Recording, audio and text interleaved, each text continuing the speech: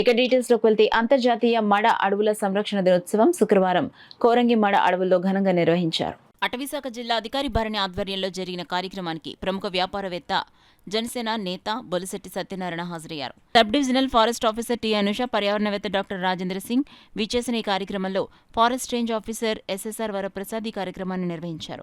మడ అడవుల ప్రాముఖ్యతను వివరించారు.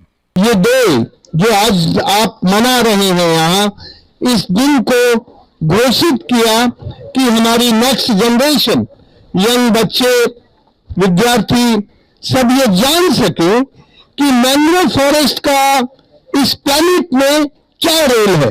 What is the role about the mangrove forest for this planet.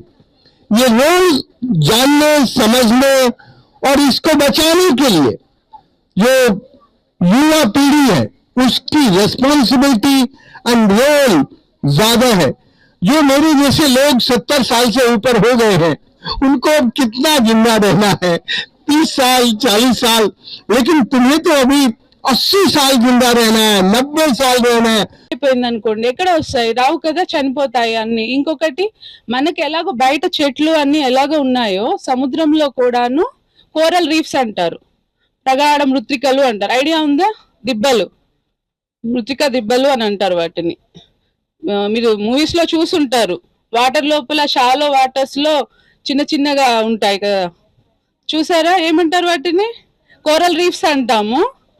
Okay, అవన్నీ ఏమంటే అవి ఎక్కడైతే ఉంటాయో అక్కడ సముద్రం బాగుంది, ఫ్రెష్ గా ఉంది అని అర్థం అన్నమాట. ఒకవేళ అలాంటివన్నీ ఏమైపోతాయి, ఈ డస్ట్ వాటర్ అంతా, పొల్యూటెడ్ వాటర్ అంతా సముద్రంలోకి వెళ్ళిపోతే చనిపోతాయి, అవి చనిపోతాయి. అలాగే సీ గ్రాసెస్ అని ఉంటాయి, సీ గ్రాసెస్ కూడాను చనిపోయే ప్రమాదం ఉంది. సీ గ్రాసెస్ పోతే పోతుంది, ఏమవుతుంది? మనకేం యూస్ లేదు కదా.